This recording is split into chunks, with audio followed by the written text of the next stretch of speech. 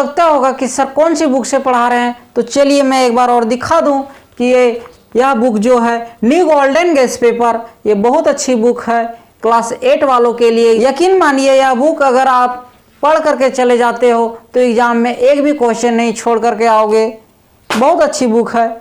आज हम लोग पढ़ेंगे मॉडल सेट 2 लगाएंगे। मॉडल सेट 2, मॉडल सेट 1 में क्वेश्चन नंबर 1 से 18 तक करवा दिए हैं। आज हम लोग मॉडल सेट 2 लगा रहे हैं, किसका? परिमेय संख्या का मॉडल सेट 2। परिमेय संख्या का आज जितना भी सारा क्वेश्चन बचा हुआ आज हम खत्म करेंगे। चलिए क्या बोल रहा है, दो परिमेय संख्या के बीच में कितनी परिमेय संख्या होगी? तो परिमेय संख्या क्या किसको कहते हैं, परिमेय संख्या होती क्या है? सबसे पहले मैं बता दूं, परिमेय संख्या यानी कि परिमेय संख्या कहती है यानी कि रेशनल नंबर। परिमेय संख्या p बाई क्यू के रूप में लिख सकते हैं, वैसी संख्या जिसे हम p बाई क्यू के रूप में लिख सकते हैं जहां q is not equal to 0, जहां q is not equal to 0।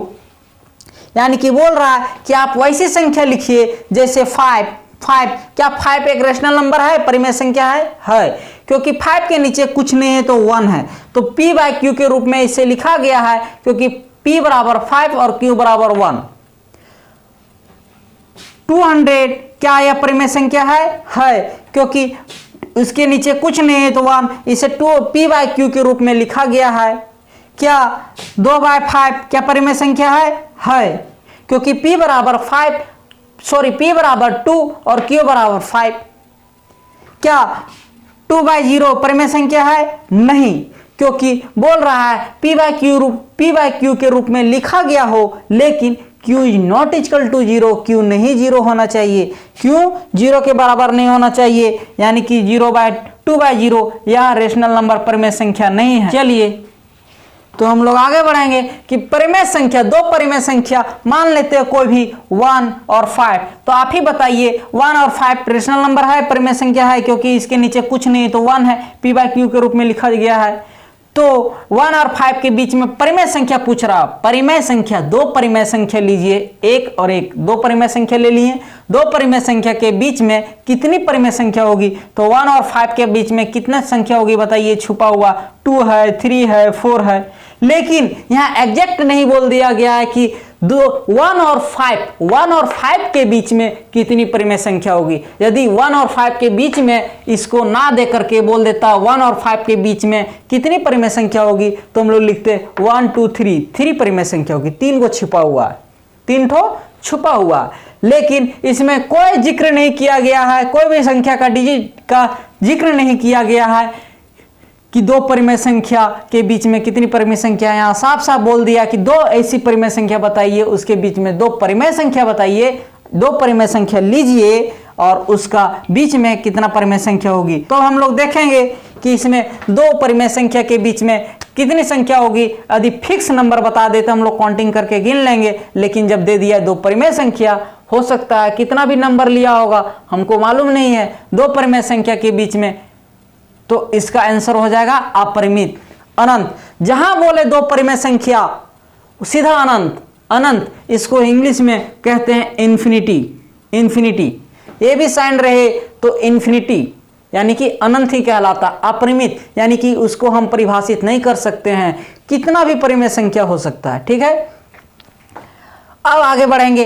11 bye -6 का गुणात्मक प्रतिलोम क्या है? -11 बाय 6 का गुणात्मक प्रतिलोम। तो हम लोग सबसे पहले जानेंगे कि गुणात्मक मीन्स गुना और प्रतिलोम मीन्स उल्टा। हम बराबर बताते आ रहे हैं कि गुणात्मक और दिया है प्रतिलोम, यही दिया है गुणात्मक प्रतिलोम।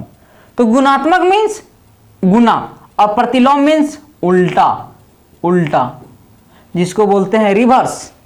तो उल्टा, तो 11 बाय -6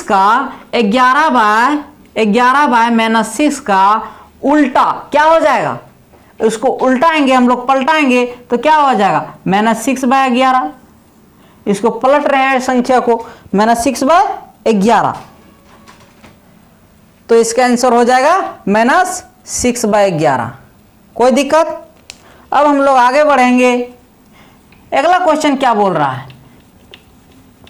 अगला बोल रहा है कि -5 और -1 का सही गुणनफल क्या है, तो -5 और गुणनफल -1 यही है। -5 और -1 का गुणनफल क्या होगा, तो हम लोग देखेंगे कि सबसे पहले क्या गुना करेंगे, 5 1 जा 5, कोई दिक्कत। अब हम लोग देखते हैं कि माइनस और माइनस यदि गुना में रहे, माइनस माइनस तो क्या हो जाता है, प्लस। क्या हो जाता है, प्लस। Minus minus plus. तो 5 को 1 से गुना करेंगे 5, और माइनस माइनस कहाँ चला गया, प्लस में, तो यानी कि इसका आंसर हो जाएगा +5। कोई दिक्कत। कोई लड़का मार के आ जाएगा -5, -5 नहीं होगा। यदि यहां जोड़ रहता तो हम लोग कैसे देखते हैं, -5 और -1 क्या हो जाता, -6। क्यों, क्योंकि -5 रुपया कर्जा में है और -1 रुपया फिर कर्जा में है, तो कितना कर्जा हो गया मेरा टोटल, -6 रुपया। इसमें होता है माइनस माइनस प्लस, लेकिन साइन इसमें रहता है जोड़ में, और मल्टीप्लाई में गुना में साइन नहीं रहता है, केवल माइनस माइनस प्लस होता है लेकिन साइन छिप जाता है। ठीक है। अब हम लोग देखेंगे अगला नंबर कि खाली स्थान का व्युत्क्रम परिभाषित नहीं है, यहां क्या भराएगा, तो हम लोग देखेंगे व्युत्क्रम मीन्स उल्टा। अभी भी बताए थे व्युत्क्रम मीन्स उल्टा या प्रतिलोम मीन्स उल्टा। तो व्युत्क्रम मीन्स उल्टा, तब बताइए उल्टा यानी परिभाषित नहीं है, तो 3 का उल्टा क्या हो जाएगा, 3 का उल्टा क्या हो जाएगा,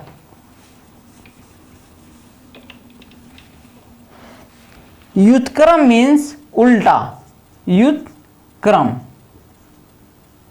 व्युत्क्रम मीन्स क्या होता है, उल्टा। तो हम लोग देखेंगे 3 का उल्टा क्या हो जाएगा, 3 का उल्टा -3, 3 का उल्टा -3। जैसे हम लोग डायग्राम में दिखाएंगे, यहाँ है 0, यहाँ 1, यहाँ 2, यहाँ 3, यहाँ -1, यहाँ -2, यहाँ -3, तो 3 का उल्टा रिवर्स -3। तो आप ही लोग बताइए कि 3 का उल्टा -3 हो जाएगा, यानी किसका व्युत्क्रम परिभाषित नहीं है, इसका मान बदल रहा है, 3 का -3 हो जाएगा, बदल रहा है। यहाँ बोल रहा है परिभाषित नहीं है, यानी उसका मान कोई मान में चेंजिंग ना हो, उस मान को हम पलटेंगे, उल्टाएंगे, वो नंबर को हम उल्टा करेंगे तो उस मान में चेंज नहीं होना चाहिए।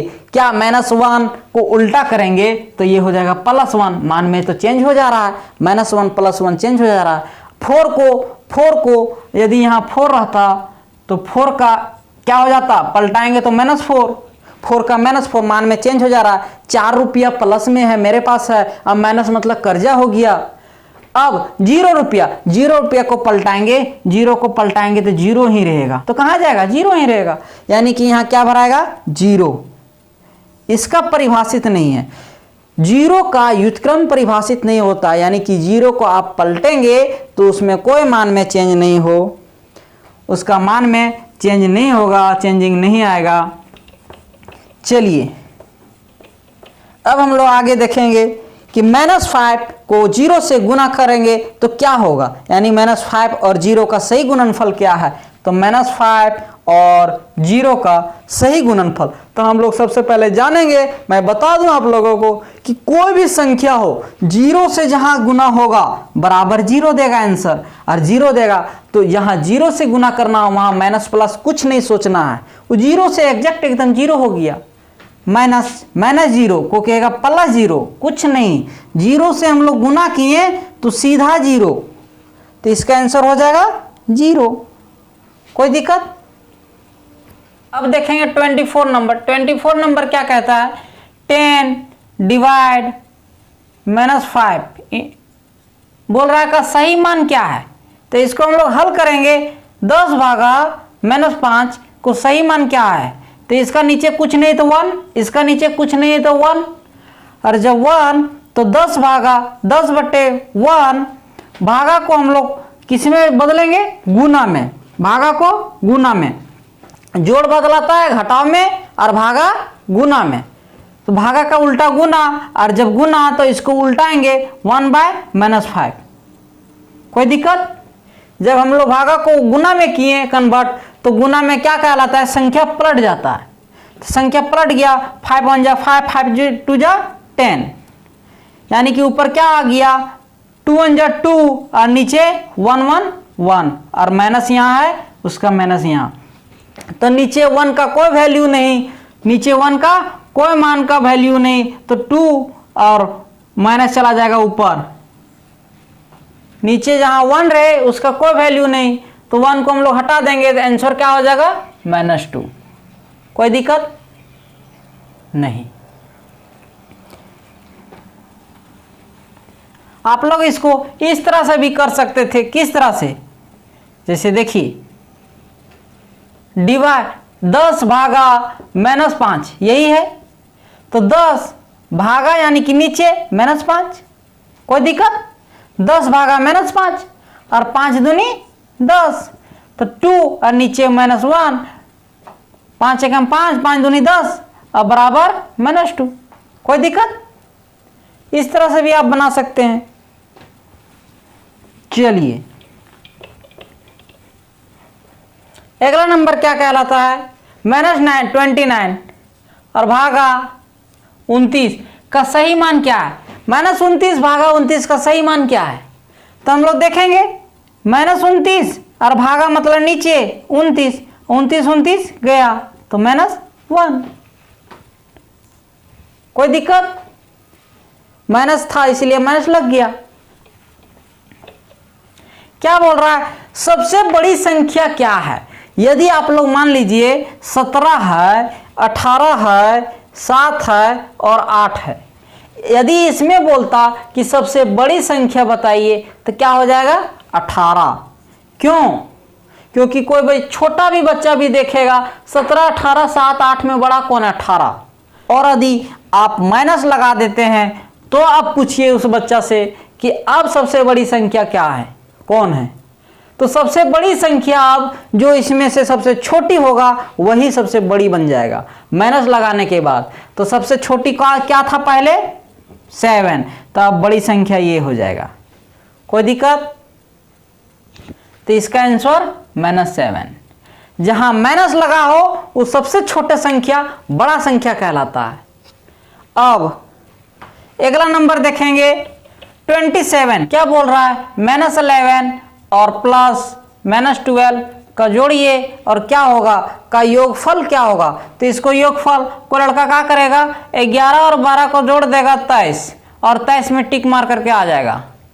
लेकिन 23 होगा नहीं, क्यों, क्योंकि माइनस माइनस प्लस जुटेगा, माइनस माइनस प्लस जुटेगा ठीक है, लेकिन माइनस माइनस माइनस, इसका फॉर्मूला होता है जोड़ में माइनस और प्लस रहेगा माइनस, तो हो जाएगा माइनस माइनस माइनस माइनस का साइन रहेगा, और लेकिन माइनस माइनस प्लस होता है लेकिन साइन रहेगा माइनस।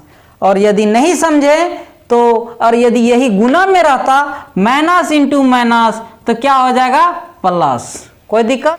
और यदि नहीं समझ में आया फॉर्मूला तो भी मैंने से 11 रुपया कर्जा है, पॉजिटिव मतलब प्लस, यहाँ प्लस रहेगा प्लस 11, तो 11 मतलब मेरे पास पैसा है, -11 मतलब -11 मेरा कर्जा है, और -12 मेरा कर्जा है। तो -11 रुपया और -12 रुपया कर्जा है, तो टोटल कर्जा कितना हुआ 23 रुपीस, 23 रुपीस कर्जा हुआ।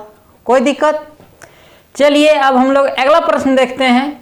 क्या कहता है 28, 27 हो गया, 28 का कह रहा है कि 0.3 इंटू 0.3 यानी कि 0.3 गुना 0.3 यानी 0.3 को 0.3 से गुना करेंगे तो क्या होगा, यानी गुणनफल क्या होगा। तो सबसे पहले हम लोग देखेंगे कि 3 पॉइंट के बाद एक डिजिट, पॉइंट के बाद एक डिजिट, ठीक है। तो 3 3 जा 9, कोई दिक्कत। अब पॉइंट के बाद एक डिजिट और पॉइंट के बाद एक डिजिट, कितना डिजिट हो गया 2 डिजिट, यानी पॉइंट के बाद एक संख्या, पॉइंट के बाद 2 संख्या, तो पॉइंट के बाद 2 संख्या, तो 2 संख्या तो एक और एक और 2 संख्या, और 2 संख्या पॉइंट यहां लगेगा। क्यों, क्योंकि पॉइंट जो है एक संख्या के पहले है, यहाँ एक संख्या के पहले, तो यहाँ एक 2 संख्या, तो 2 संख्या के पहले पॉइंट लगेगा, यानी 0.09 हो जाएगा। तो इसका आंसर हो जाएगा 0.09। कोई दिक्कत। और यदि आप नहीं जानते हैं तो 0.3 और 0.3 को आप गुना करके देख भी सकते हैं। 3 3 जा 9, 3 इंटू 0 0, फिर 0 से 3, फिर 0, फिर 9 0 0, एक एक 2 अंक के बाद, 2 अंक के बाद पॉइंट। कोई दिक्कत? अगला नंबर क्या कह रहा है? 29। 29 कुछ नहीं कह रहा है, 2/5 का समतुल्य संख्या है। तो समतुल्य संख्या कहने का मतलब क्या है? समतुल्य मतलब सबसे पहले जानेंगे समतुल्य मीन्स बराबर। समतुल्य मीन्स बराबर। तो बराबर को ही शुद्ध हिंदी में लैंग्वेज में लिखा गया है समतुल्य संख्या। कोई दिक्कत? समतुल्य संख्या तो यानी कि 2/5 जो है बोल रहा है किसके बराबर है? बराबर।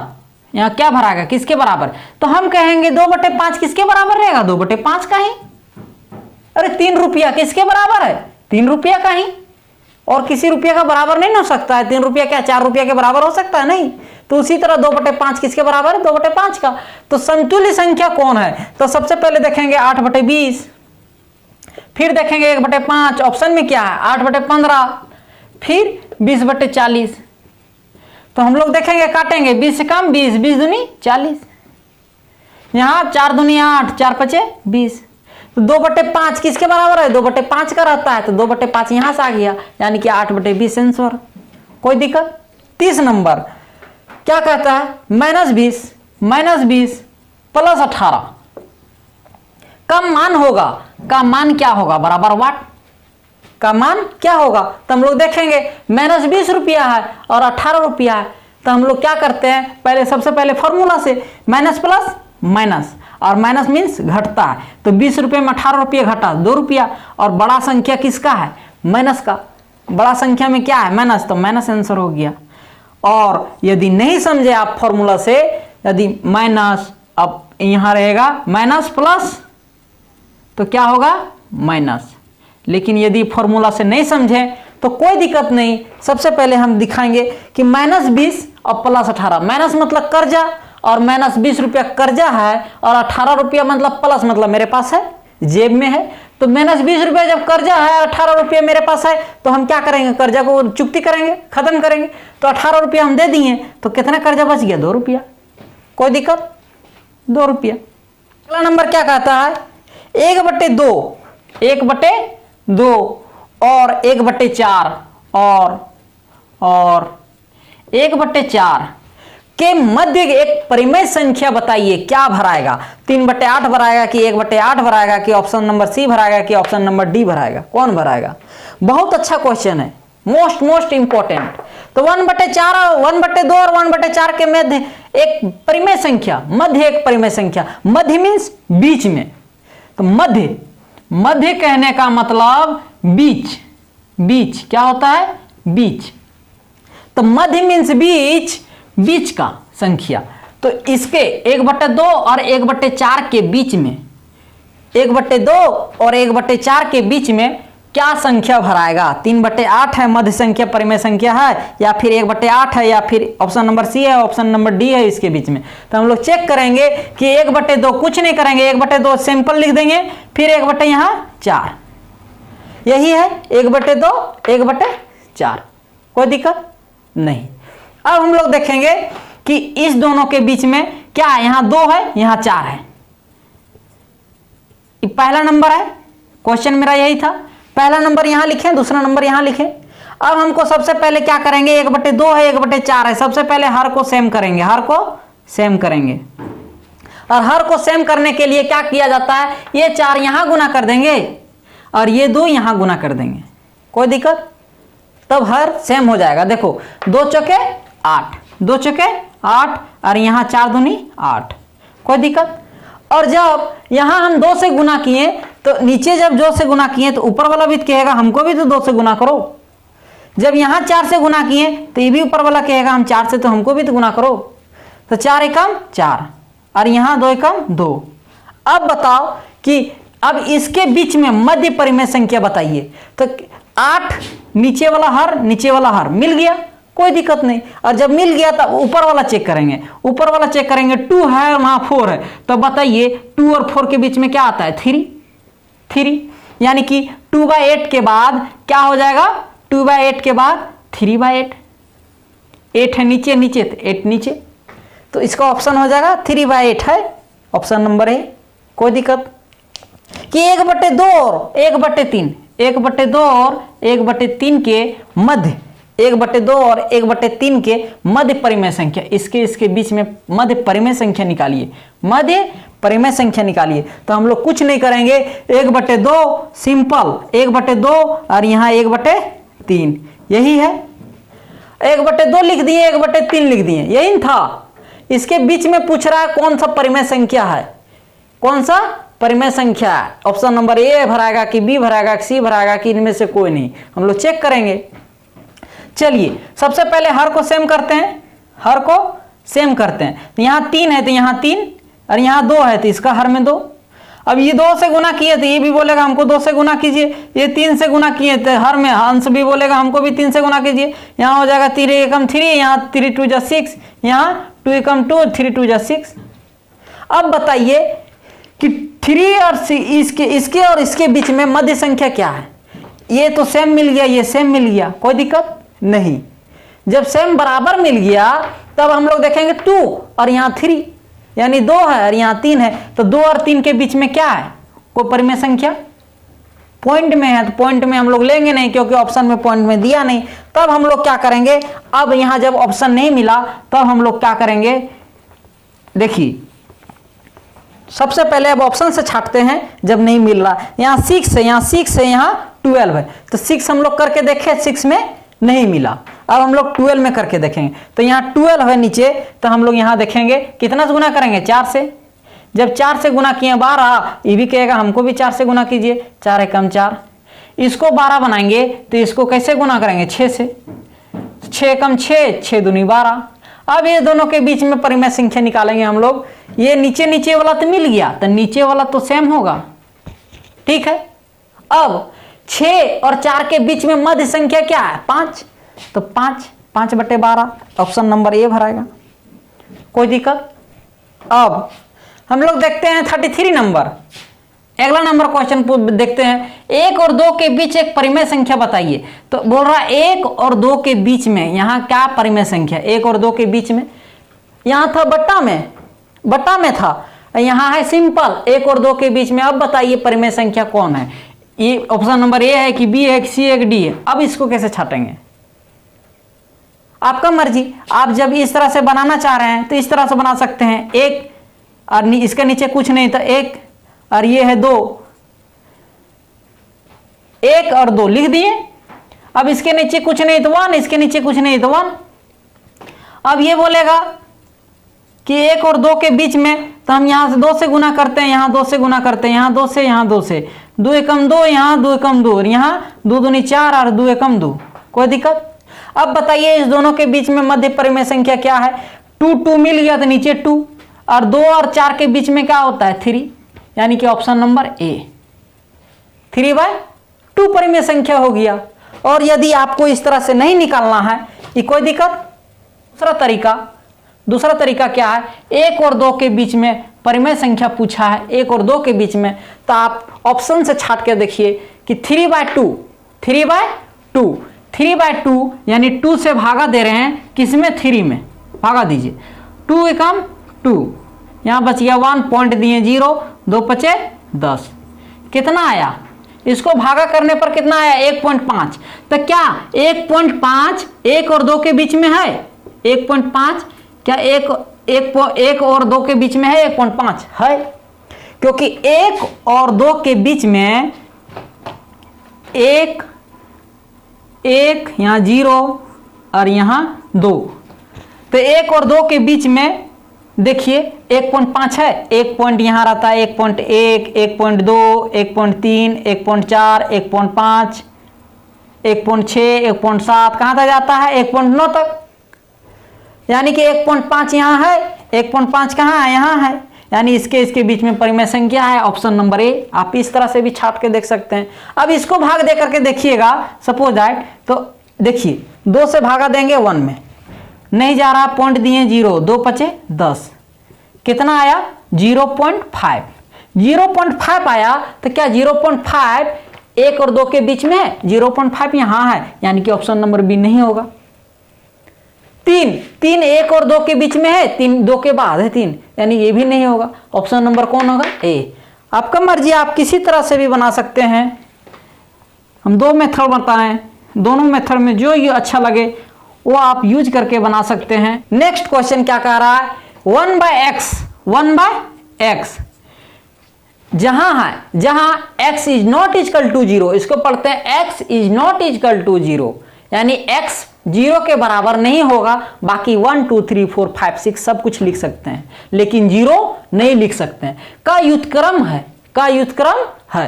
व्युत्क्रम मीन्स हम लोग सबसे पहले जानेंगे व्युत्क्रम किसके बारे में? व्युत्क्रम। तो व्युत्क्रम मतलब हम सिखाए थे, व्युत्क्रम मीन्स उल्टा, उल्टा करने बोल रहा है। तो 1/x का उल्टा करेंगे तो x/1 हो जाएगा। उल्टाएंगे, पलटा देंगे तो x/1, और x/x का नीचे का कोई वैल्यू नहीं, यानी कि x। इसका ऑप्शन नंबर ए। कोई दिक्कत? कैसा लगा हमारा पढ़ाया हुआ वीडियो? अगर अच्छा लगा तो लाइक करें, सब्सक्राइब करें और हर जहां शेयर करें, ताकि बहुत सारे विद्यार्थी को पढ़ाई में लाभ मिले और एग्जाम में अच्छा नंबर उठाए।